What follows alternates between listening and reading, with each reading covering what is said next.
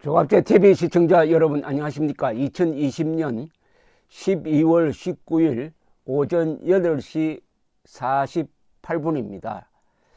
이 지난 총선 때 이 야당이 크게 진 다음에 이 일부 우파 사람들이 특히 유튜브를 중심으로 이 부정 투개표 음모론이 제기되었습니다.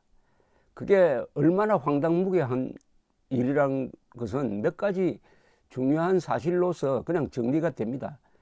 즉 패배한 미래통합당 국회의원들이 그런 사실이 없었다라고 이야기를 했습니다. 민경욱 의원만 빼고. 두 번째, 그런 대규모 부정선거를 저지르려면은 투개표에 관계했던 30만 명 정도 되는 사람들을 다 속여야 합니다. 그러려면 아마 관계자들이 수천 명은 되었을 거죠. 부정에 가담한 사람들이 수천 명이 되었을 것입니다. 그리고 지금까지 증거 하나 나오지 않았습니다. 그동안에 이 음모론자들이 주장했던, 제시했던 부정투개표의 증거는 단 하나도 확인된 게 없습니다. 단 하나입니다. 이건 뭐 여러 개가 더 필요 없습니다. 그 사람들이 주장했던 것 중에서 하나만 있으면 됩니다. 예, 근데 투표 분류기나 개수기에 이게 송신장치가 있어가지고 외부와 통신을 했기 때문에 해킹이 가능했다. 그런 주장이 옳다면은, 맞았다면은 그것은 부정투개표가 있었다는 게 뭐 확실하다고 볼 수가 있습니다. 문제는 그런 송신장치가 없었습니다. 없었는데도 있었다고 믿고 계속 음모론을 확대 발전시키다가 드디어 우파가 이들에 의해서 하이제킹되고 말았습니다. 문제는 당시 미래통합당이 책임을 지고 지지층을 설득해서 투개표 부정으로 우리가 진 게 아니다. 투개표 과정은 공정했다. 그러나 선거를 전후한 이 정권의 문제는 심각하다. 뭐 이 정도로 정리를 했어야 되는데, 이 지지층이, 극성 지지층이 이런 음모론을 주도하니까 국민의힘, 지금 국민의힘으로 이름은 바뀌었지만 이 정당이 손을 놓고 말았습니다. 그리하여 우파 진영에서 음모론이 확산되고, 그러다 보니까 국민의힘은 저런 우파와는 손을 잡을 수 없다. 그리고 우파는 저런 국민의힘은 비겁하다. 이렇게 해서 완전히 적전분열이 되고 말았습니다. 그럼 이 음모론자들이 누구와 싸우느냐? 이 정권과 싸우는 게 아닙니다. 정권과 싸우면 100점 100패죠. 좌파와 싸우는 것도 아닙니다. 우파끼리 싸웁니다. 우파를 향해서 총을 쏩니다. 같은 편을 향해서. 더구나 음모론에, 황당무계한 혹세무민하는 음모론에 속지 않는다고 화를 냅니다. 드디어 이들의 정체가 이번에 들통이 났습니다. 이 4.15 투개표 부정 음모론자들의 거의 대부분이 미국 대선도 같은 방식으로 부정이 이루어져 가지고 트럼프가 낙선하고 바이든이 당선되었다 해서 지난 한 달여 동안 이렇게 떠들다가 미국에서 깔끔하게 정리가 되었습니다. 그런 가운데 어제 법정에서 처음으로 이 음모론자들이 단죄되었습니다. 무슨 뜻이냐 하면은 민경욱 전 의원이 부정선거의 부정개표의 증거라고 제시했던 게 부정의 증거가 아니라 범죄의 증거, 즉 절도의 증거로 채택이 되어 가지고 투표 용지를 훔쳐서 제공한 사람에게 징역 2년 6개월이 선고되었습니다. 이것은 한국 음모론자들에 대한 선고와 마찬가지입니다. 상징성이. 그러니까 지난 4.15 총선 때 투표 용지를 몰래 가지고 나온 혐의로 재판에 넘겨진 60대 남자에게 징역형이 선고된 겁니다. 의정부 지법 형사합의 13부 정다주 부장판사는 어제 공직선거법 위반과 야간 방실 침입 절도 혐의로 기소된 이모 씨에게 징역 2년 6개월을 선고를 했는데, 여기 야간 방실 침입 절도라는 것은 생소한 이름인데 야간 주거 침입이라고 보면 됩니다. 그러니까 밤에 다른 사람이 관리하는 옆방으로 몰래 들어갔다는 이야기입니다. 이 사람은 개표 참관인이었는데 구리선거관리위원회가 이제 개표가 끝나고 체육관 한쪽 체력 단련실에 보관한 잔여 투표용지, 이건 뭐 찍은 것도 아니고 쓰고 남은 투표용지 6장을 훔쳐가지고 당시 미래통합당 국회의원이던 민경우 의원에게 전달했고, 민경우 의원은 이게 부정개표의 증거라면서 기자회견에서 폭로를 했습니다. 지금까지도 이게 부정개표의 증거라고 우기고 다니고 있습니다. 그리고 많은 유튜브가 이것을 소개하고 하면서 이게 선관위를 개입하도록 만들었습니다. 선관위가 그 용지를 보니까 이게 구리에서 도난당한 거다 하는 것을 알고 검찰에 수사 의뢰를 했습니다. 그래서 이 씨는 구속이 되었는데, 공직선거법 위반, 야간 방출 침입 절도 등의 이 혐의가 적용되었는데, 여기서 우리가 선거를 한 이후에 투표용지를 훔쳤다고 해가지고 처벌을 받은 경우는 매우 드물다고 합니다. 아마 민주화된 이후에는 이번에 처음이라고 합니다. 그러니까 2년 6개월이라는 상당히 무거운 형이 선고된 것으로 보입니다.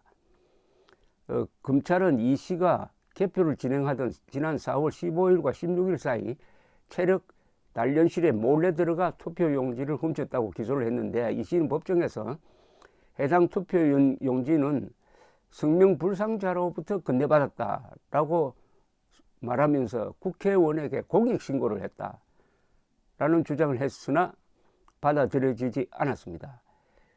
투표용지에서 이 씨의 유전자가 검출되고 DNA를 분석하고 개표 전후 상황을 시간순으로 대조하고 체육관 방범 카메라에 녹화된 8시간 분량의 영상까지 법정에서 재생했지만 이 씨의 주장은 인정받지 못했습니다. 재판부는 당시 체력 단련실에 출입 금지 스티커가 부착되어 피고인도 출입 제한 사실을 알고 있었다. 영상에는 누군가에게 투표 용지를 전달받은 내용도 없어 피고인의 주장을 받아들일 수 없다. 공익신고도 아니다 라고 했습니다. 그러면서 아주 이렇게 정리를 했습니다. 선고를 통해서 피고인이 훔친 것은 투표용지 6장이 아니라 선거 공정성, 공권력에 대한 신뢰, 자유민주주의 그 자체다. 이를 방치하면 음모론을 양산하여 엄격하게 처벌할 필요가 있다. 이는 개표 조작 음모론자들에 대한 경고라고 보입니다.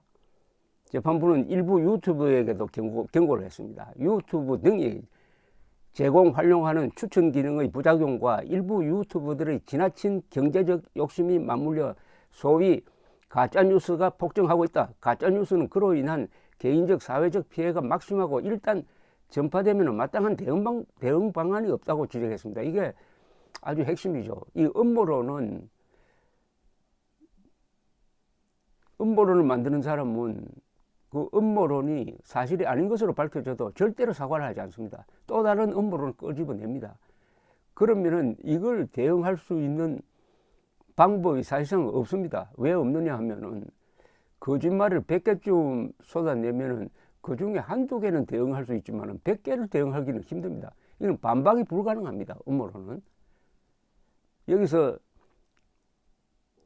참으로 아프게 지적한 것은 일부 유튜버들이 돈벌이를 위해서 의도적으로 가짜뉴스를 돌린다는 겁니다.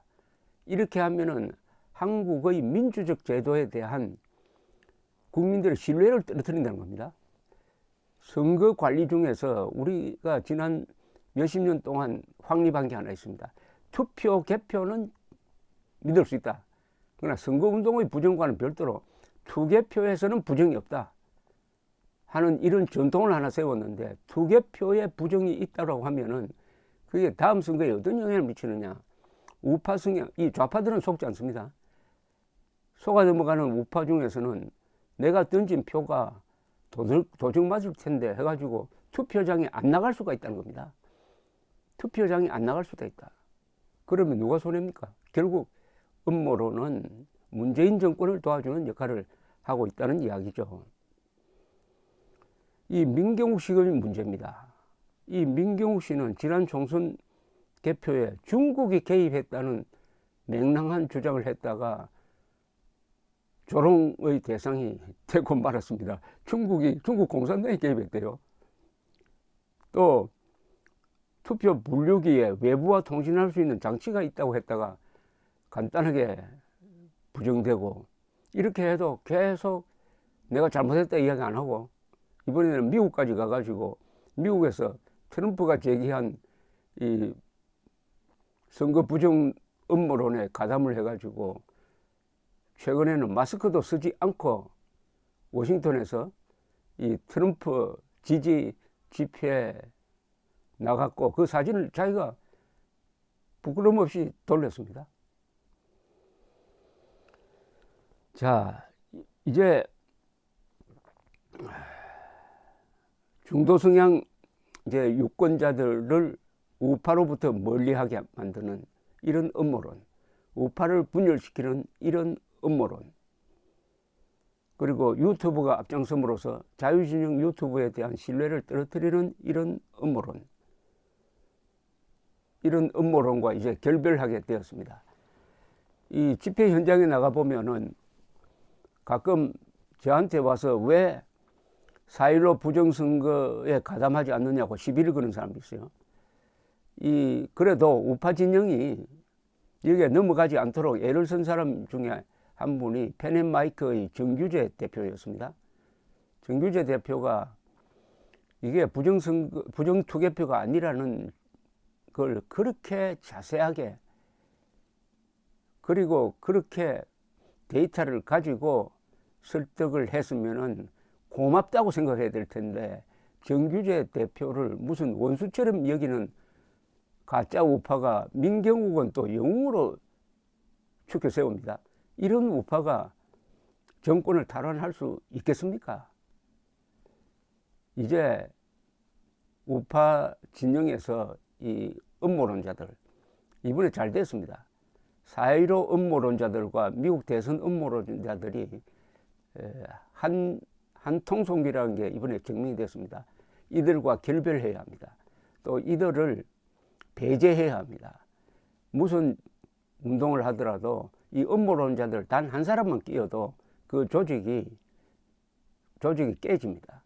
그리고 외부에서 특히 중도 좌파 이쪽에서 공격하기가 좋습니다.